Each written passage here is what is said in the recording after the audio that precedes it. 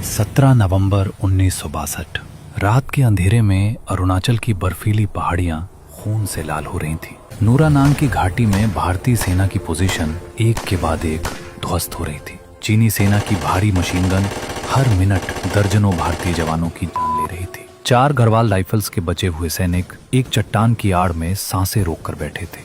उनके कमांडर ने पीछे हटने का आदेश दे दिया था, लेकिन उस अंधेरी रात में एक 21 साल का नौजवान खड़ा हुआ। उसका नाम था राइफलमैन जसवंत सिंह रावत। उसने कहा, साहब, अगर वो मशीन गन चुप नहीं हुई तो कोई भी जिंदा नहीं बचेगा, मुझे जाने दीजिए। ये एक आत्मघाती मिशन था। सबको पता था कि वापसी की कोई उम्मीद नहीं, लेकिन जो हुआ उसके बाद वो भारतीय सैन्य इतिहास का सबसे अविश्वसनीय अध्याय बन गया। इस कहानी को समझने के लिए हमें थोड़ा पीछे जाना होगा, उन समय में जब भारत और चीन के बीच हिमालय की बर्फीली चोटियों पर एक खूनी युद्ध छिड़ा था। 1962 का साल भारत के लिए एक गहरे आघात का साल था। चीन के साथ भारत के रिश्ते हिंदी चीनी भाई भाई के नारे से शुरू हुए थे, लेकिन यह भाईचारा एक धोखा साबित हुआ। 20 अक्टूबर 1962 को चीनी सेना ने बिना किसी चेतावनी के भारत पर आक्रमण कर दिया। ये हमला 2 मोर्चों पर हुआ, लद्दाख में और अरुणाचल प्रदेश में, जिसे उस समय नेफा यानी नॉर्थ ईस्ट फ्रंटियर एजेंसी कहा जाता था। भारतीय सेना इस हमले के लिए तैयार नहीं थी। हमारे जवानों के पास ना तो पर्याप्त गोला बारूद था, ना ही ठंड से बचने के लिए सही कपड़े। कई जगहों पर एक भारतीय सैनिक को 10-10 चीनी सैनिकों का सामना करना पड़ रहा था, इसलिए एक के बाद एक भारतीय पोजीशन गिरती चली गई। लेकिन इस अंधेरे समय में भी कुछ जगहें थीं जहां भारतीय जवानों ने अपनी वीरता से इतिहास लिख दिया। इनमें से एक जगह थी नूरानांग, जो आज जसवंतगढ़ के नाम से जानी जाती है। नूरानांग अरुणाचल प्रदेश के तवांग जिले में स्थित है, समुद्र तल से लगभग 10,000 फीट की ऊंचाई पर। यहाँ की जमीन बेहद दुर्गम है। एक तरफ खड़ी चट्टानें, दूसरी तरफ गहरी खाइयां। सर्दियों में तापमान -15 डिग्री से भी नीचे चला जाता है। इसी इलाके में 4 गढ़वाल राइफल्स की एक कंपनी तैनात थी। उनका काम था सेला दर्रे की रक्षा करना, जो तवांग को बाकी भारत से जोड़ने वाला एकमात्र रास्ता था। 4 गढ़वाल राइफल्स भारतीय सेना की सबसे पुरानी और सबसे सम्मानित रेजिमेंट्स में से एक हैं। 1887 में स्थापित ये रेजिमेंट उत्तराखंड के गढ़वाली योद्धाओं से बनी है। ये वो लोग हैं जो पहाड़ों में पैदा होते हैं, पहाड़ों में पलते हैं और पहाड़ों के लिए लड़ते हैं। इसी रेजिमेंट का एक जवान था राइफलमैन जसवंत सिंह रावत। जसवंत सिंह रावत का जन्म उत्तराखंड के पौड़ी गढ़वाल जिले के एक छोटे से गांव बाड़ी में हुआ था। पहाड़ी परिवार, साधारण पृष्ठभूमि, लेकिन उनके दिल में देश के लिए कुछ करने का जुनून था। 1960 में जब वो 4 गढ़वाल राइफल्स में भर्ती हुए, तब उनकी उम्र सिर्फ 19 साल थी। जवानी की पूरी जिंदगी उनके सामने थी, लेकिन किस्मत को कुछ और मंजूर था। 1962 में जब चीन ने हमला किया, तब जसवंत सिंह रावत की उम्र सिर्फ 21 साल थी। उन्हें NEFA के मोर्चे पर भेजा गया। नवंबर का महीना था। तवांग में सर्दी अपने भयंकर रूप में थी। चारों तरफ बर्फ, ठंडी हवाएं हड्डियों तक कपा देती थीं। इसी माहौल में भारतीय सैनिक मोर्चे पर डटे थे। 16 नवंबर 1962 की रात खबर आई कि चीनी सेना सेला पास की तरफ बढ़ रही है। उनकी संख्या हजारों में थी। 4 गढ़वाल राइफल्स की कंपनी के पास सिर्फ कुछ 100 जवान थे, हथियार भी सीमित, लेकिन आदेश साफ था, दुश्मन को आगे बढ़ने से रोकना है, चाहे कुछ भी हो जाए। 17 नवंबर की सुबह चीनी हमला शुरू हुआ। दुश्मन की तादाद देखकर भारतीय कमांडर स्तब्ध रह गए। चीनी सैनिक लहरों में आ रहे थे। एक लहर खत्म नहीं होती थी कि दूसरी आ जाती थी। भारतीय जवान अपनी पोजीशन पर डटे रहे, लेकिन एक बड़ी समस्या थी। चीनियों ने ऊंचाई पर एक मीडियम मशीन गन पोस्ट बना रखी थी। ये मशीन गन नीचे की पूरी घाटी को कवर कर रही थी। इसकी आड़ में चीनी सैनिक आगे बढ़ते जा रहे थे।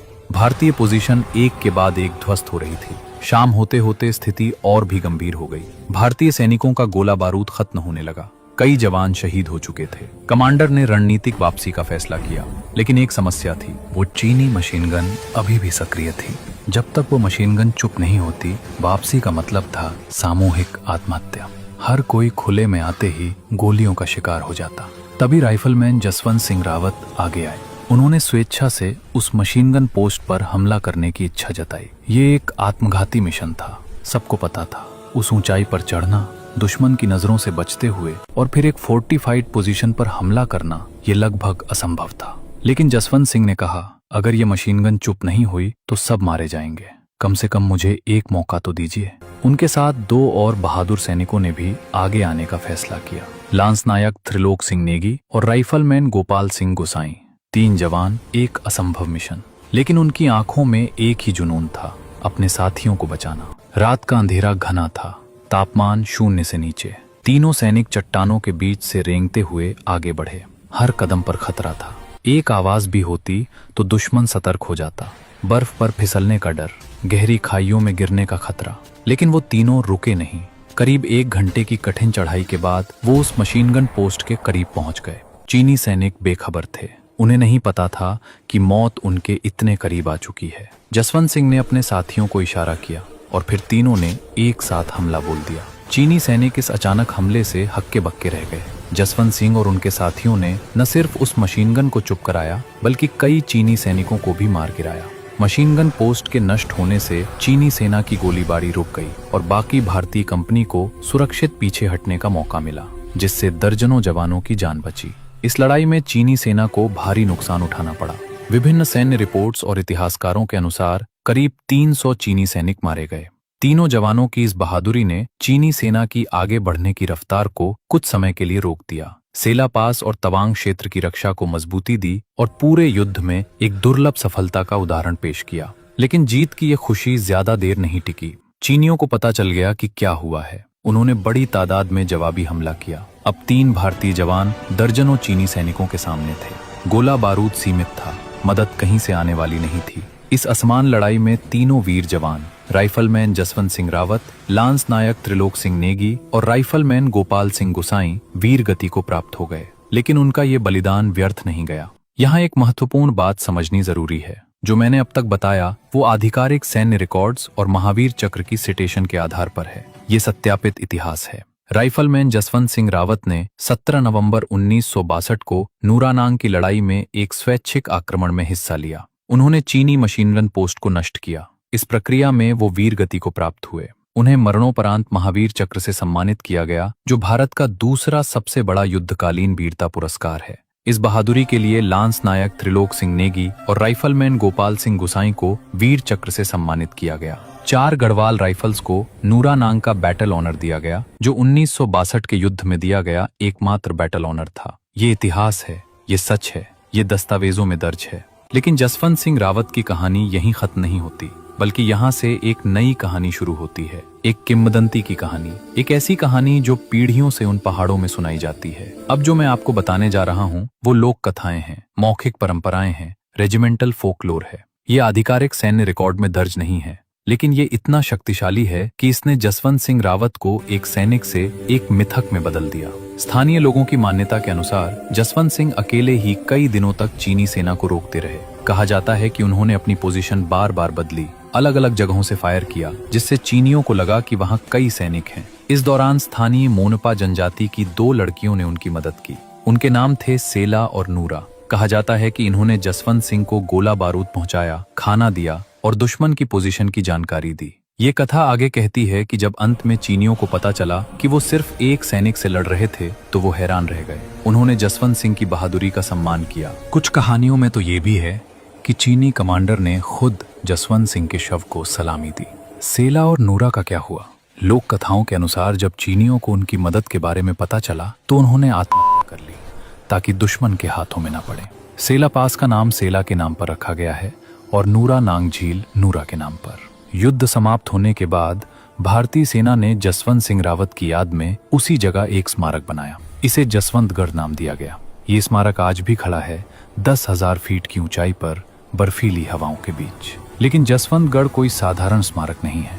यहाँ जो होता है वो किसी और सैन्य स्मारक में नहीं होता। भारतीय सेना जसवंत सिंह रावत के साथ वैसा ही व्यवहार करती है जैसे वो अभी भी जीवित हों।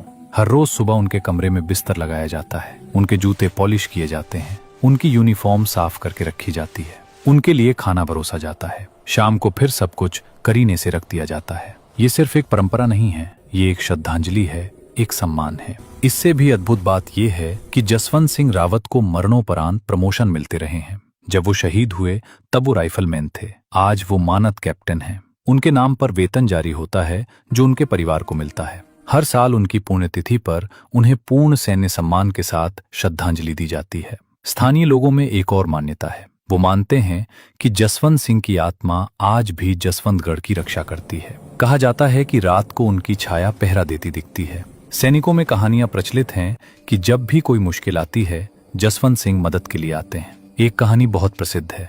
कई साल पहले जब जसवंतगढ़ के सैनिकों का रसद खत्म हो गया और बर्फबारी के कारण कोई सप्लाई नहीं आ पा रही थी, तो एक रात अचानक एक अनजान सैनिक प्रकट हुआ। उसने बताया कि आसपास में एक गुफा है जहां खाने का सामान रखा है। सैनिकों ने जब वो गुफा खोजी तो सच में वहां पुराने जमाने का राशन मिला।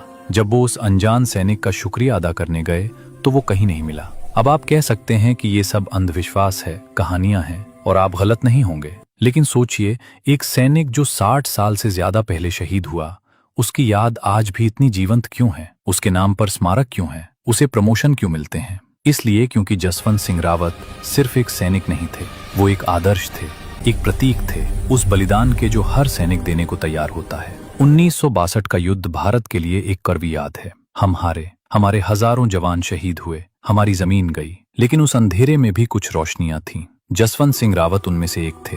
उनकी बहादुरी का सबसे बड़ा सबूत वो बैटल ऑनर है जो 4 गढ़वाल राइफल्स को मिला, नूरा नांग। पूरे 1962 के युद्ध में ये एकमात्र बैटल ऑनर था। इसका मतलब है कि नूरा नांग में जो हुआ वो असाधारण था, इतना असाधारण कि एक हार के युद्ध में भी उसे सम्मान मिला। जसवंत सिंह रावत का महावीर चक्र उनकी बहादुरी का आधिकारिक प्रमाण है, लेकिन उनकी असली विरासत उन पुरस्कारों से परे है। वो जसवंतगढ़ में है, उन सैनिकों की श्रद्धा में है जो आज भी उनका बिस्तर लगाते हैं, उन स्थानीय लोगों की मान्यताओं में है जो उन्हें अपना रक्षक मानते हैं। जसवंत सिंह रावत की कहानी हमें सिखाती है कि वीरता कोई बड़ी बड़ी बातों में नहीं होती, वो एक छोटे से फैसले में होती है। जब सब पीछे हट रहे हों और आप आगे बढ़ने का फैसला करें, जब जिंदगी बचाने का आसान रास्ता हो और आप मुश्किल रास्ता चुनें, जब अपने लिए नहीं दूसरों के लिए जान दे दें। यही था जसवंत सिंह रावत का फैसला, और इसी फैसले ने उन्हें अमर बना दिया। जय हिंद दोस्तों। अगर ये वीडियो आपको पसंद आया हो तो लाइक जरूर करें, अपने दोस्तों और परिवार के साथ शेयर करें ताकि ज्यादा से ज्यादा लोगों को जसवंत सिंह रावत की वीर गाथा के बारे में पता चले। कमेंट में बताएं कि आपको ये कहानी कैसी लगी, और अगर आप ऐसे ही देशभक्ति से भरे वीडियोस देखना चाहते हैं तो चैनल को सब्सक्राइब करना ना भूलें।